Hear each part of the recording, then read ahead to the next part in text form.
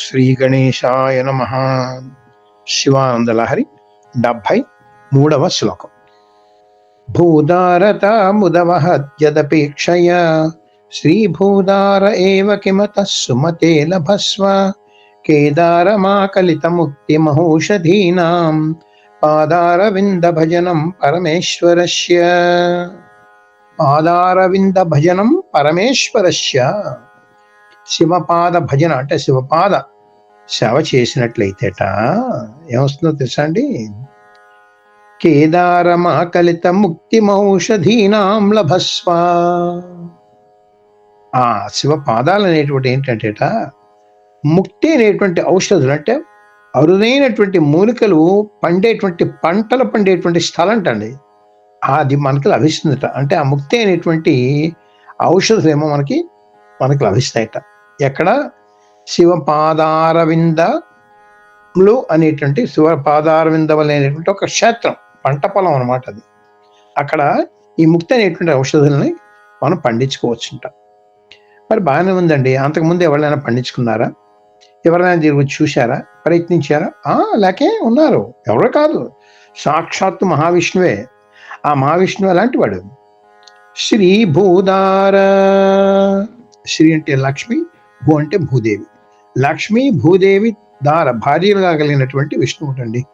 ఇక్కడ ఈ పదం ఎంత చక్కగా ప్రయోగించారో చూడండి. ఈ శ్లోకం ప్రారంభం అవడతుడు భూదారత అని పెట్టారు. అక్కడ భూదారత అంటే వరాహ రూపం. శ్రీ భూదార అంటే లక్ష్మి భూదేవి భార్యలుగా కలిగినటువంటి విష్ణుమూర్తి. ఇది ఏమిటో ఆ విష్ణువు ఈ విధంగా చేశారని మనకు అందరికీ తెలుసున్నది. ఇది ఆ విషయం ఇక్కడ మనకి గుర్తు చేస్తున్నారు. అది ఒకసారి మనం స్మరించుకుందామండి. ఇక్కడ మనకి తెలుసు, ఒకసారి మహావిష్ణువుకి బ్రహ్మదేవుడికి ఒక రకమైనటువంటి వాగ్వాదం జరిగింది. ఎవళ్ళ గొప్ప అనేటువంటి దానిలో. నేను గొప్ప అంటే నేను గొప్ప అని. అప్పుడు వాళ్ళిద్దరు ఆ విధంగా వాదన చేసుకుంటుంటే మధ్యనేమో వాళ్ళిద్దరి మధ్య నుంచి ఓ శివుడు అగ్నిలింగంగా వచ్చాడు. అయ్యేటప్పటికి ఆ అగ్నిలింగంగా పెద్ద లింగం కింది నుంచి వచ్చింది, మీదికి అక్కడికో వెళ్ళిపోతాం. అప్పుడు వీళ్ళిద్దరూ పందెం వేసుకున్నారు. సరే ఓ పని చేద్దాం, ఈ శివలింగానికి ఆది ఎక్కడుందో నేను చూస్తాను, అంతం ఎక్కడుందో నువ్వు చూడు అని చెప్పి ఇద్దరు పందెం కట్టుకున్నారు. సరే అన్నారు. అప్పుడు మహావిష్ణువు ఏం చేశాడు? వరాహ రూపం ఎత్తి, అదే ఇక్కడ భూదారత. భూదారత అంటే వరాహ రూపం అన్నమాట. ఎత్తి పాతాళంలోకి వెళ్ళి శివపాదాల గురించి చూడడానికి ప్రయత్నించాడు. ఈయన ఏం చేశాడు? హంసవాహనం ఎక్కి మీదికి వెళ్ళాడు. ఎంత దూరం వెళ్ళినా ఆయన కనబడలేదు. సరే అబద్ధం చెప్పాడు, శిక్షింపబడ్డాడు. ఆ కథ మనకి తెలుసు. విష్ణుమూర్తి వచ్చి ఏం చేశాడు? నిజం చెప్పాడు. ఆయన విష్ణుమూర్తి లాంటి వాడు. ఆయన సాక్షాత్తు శ్రీ భూదార అంటే లక్ష్మీదేవి భూదేవి భార్యలుగా కలిగిన ఆ మహావిష్ణువే శివపాదాల దర్శనం చేసుకుందామని కష్టపడి పాతాళలోకి వెళ్ళి ఎంత ప్రయత్నం చేశారండి. అటువంటి మహావిష్ణువు ఎదుర్కొన్న మనలాంటి వాళ్ళం మనం ఎంత చెప్పండి. అందుకనే ఇది చూసినట్టయితే ఏమంటారు, మనకి గొప్ప గొప్ప వాళ్ళు ఏమైనా మంచి పనులు చేశారంటే అది మనం ఆచరించాలి. అదే భగవద్గీతలో చెప్తారు, యద్యదాచరతి శ్రేష్ఠ తత్తదేవేతరో జనః సయత్ ప్రమాణం కురుతే లోకస్తదను వర్తతే. శ్రేష్ఠులు ఏమైనా ఒక పని చేసినట్టయితే అది ఒక ప్రమాణం, స్టాండర్డ్ అన్నమాట. దాన్ని పట్టుకుని అందరూ కూడా చేస్తారు అని ఉపనిషత్ వాక్యాల్లో కూడా ఇటువంటివి చాలా చాలా ఉంటాయి.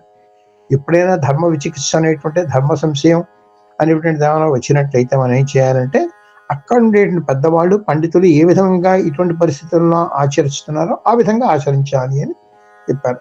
అది ఆధారంగా తీసుకుని శంకర భగవత్పాదులు ఈ శ్లోకంలో చెప్పారనమాట. ఆ విధంగా శివపాదాలను కానీ దర్శించుకోవడానికి అంత తాపత్రయపడ్డారు మహావిష్ణువు. చెప్పుకున్నాడు, నీ పాదాలను దర్శించలేకపోయినా అంటే సరే. అప్పుడు విష్ణువుకి ఏమో వరం ఇవ్వడం, వ్యవహారం కాదంతా మనకు తెలుసున్నమాట. అందుకని అంత మహావిష్ణువు లాంటి వాడే ఆయనకేమోను సేవ చేయడానికి ఆ పాద దర్శనం గురించి అంత తాపత్రయపడ్డాడే. మరి మనలాంటి వాడు పడద్దుటండి. అది ఈ శ్లోకంలో ఏం చెప్తున్నారో ఒకసారి మనం చూద్దాం. ఇక్కడ భక్తుడిని సుమతే, హే సుమతే అంటే సద్బుద్ధి గలవాడా. అందరికీ రాదిదండి. ఆ బుద్ధి ఈశ్వరుడికి తిరిగిన వాళ్ళకే వస్తుంది. యదపేక్షయ శ్రీభూదారేవ అంటే ఏంటి? దేని అపేక్షిత? అపేక్ష అంటే ఆధారం, అక్కర అంటే అవసరం అనమాట. శ్రీభూదార ఏవ లక్ష్మీ భూదేవి భార్యలుగా కలిగినటువంటి ఆ మహావిష్ణువే భూదారతాం అంటే వరాహ రూపమును ఉదవహత్ దాల్చాడు. కిం అది మనందరికీ తెలిసింది కదా, సుప్రసిద్ధమైనటువంటి గాథే కదా ఇంత కూడా అంటున్నారు అన్నమాట. అత కనుక అంటే మహావిష్ణువే ఇదంతా కూడా చేశాడు కనుక వరాహ రూపం ఎత్తి ఆ శివదర్శనం గురించి, శివపాద దర్శనం గురించి తాపత్రయపడ్డాడు కనుక ఆకలిత ముక్తి మహౌషధీనాం కేదారం అని చెప్పారనమాట.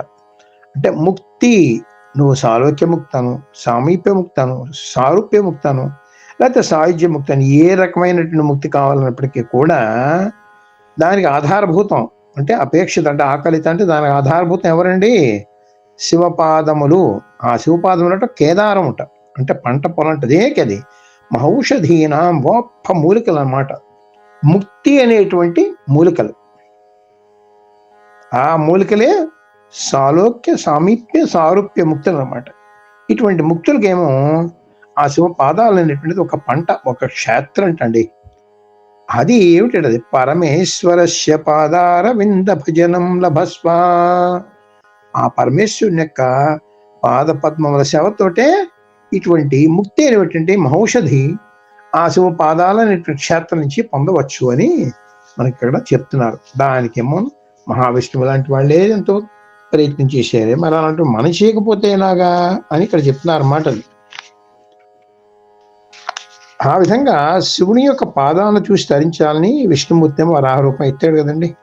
ఎంతో శ్రమపడ్డాడు, కానీ విష్ణుమూర్తికి అయితే లభించలేదు. కానీ ఒప్పుకున్నాడు, నాకు మహానుభావ నీ పాదాలను నేను దర్శించలేకపోయాను అని. ఆయన నిజం చెప్పినందుకు ఆయనకి వరం ఇచ్చాడు. ఆయన ఎప్పుడు కూడా ఒక దేవతగా, ప్రధాన దేవతగా ఆయనకి ఎప్పుడు కూడా పూజలు అవి సాగుతూ ఉంటాయన్నమాట. అందుకని చెప్పేసి శివపాదాలు అనేటువంటి సామాన్యమైన పాదాలు కాదండి, అవి ఎలాంటివి? ఈ సాలోక్య సామీప్య సారూప్య సాహిత్య ముక్తులు అనేటువంటి దివ్య ఔషధాలకు పంట పొలం లాంటివి అవన్నీ కూడా అదే చెప్తున్నారు ఇక్కడ అనమాట. చూసారా ఆ మాటలు, ఎంత చక్కటి మాటలు వేసేట్టు చూసారా. భూదారత శ్రీ భూదార, అది శంకర్లు తప్పిటువంటి పదాలు ఎవరు కూడా ప్రయోగించలేరండి నిజంగా. అందుకని ఆ పాదాలను దర్శించి ధరించడానికి మహావిష్ణువే వరాహ రూపం ఎత్తాడే. మనం ఇంకా ఆలోచించవలసిన పని లేదు. ఆ విష్ణువు మనం ఆదర్శంగా తీసుకుని మనం శుభ్రంగా ఆ శంకర పాదాలను కూడా స్మరించుతూ ఆ పాదములు అనేటువంటి ఆ కేదార క్షేత్రముల నుంచి ముక్తి అనేటువంటి ఔషధంను మనం కూడా పొందడానికి ప్రయత్నిద్దాం.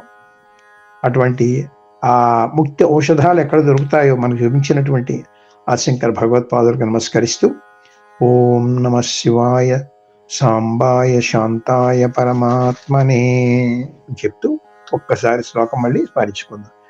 భూదారతాముదవహద్యదపేక్షయా శ్రీభూదార ఏవ కిమతః సుమతే లభస్వ కేదారమాకలిత ముక్తిమహౌషధీనాం పాదారవింద భజనం పరమేశ్వరస్య.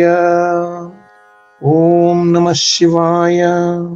మన మోహనవాణి కార్యక్రమాలు మీకు నచ్చినట్లయితే వెంటనే ఒక లైక్ చేయండి, అలాగే కామెంట్ చేయండి, ఎక్కువ మందికి షేర్ చేయండి. సబ్స్క్రైబ్ చేసుకోకపోతే వెంటనే మన ఛానల్కి ఇప్పుడే సబ్స్క్రైబ్ చేసుకోండి. ధన్యవాదాలు.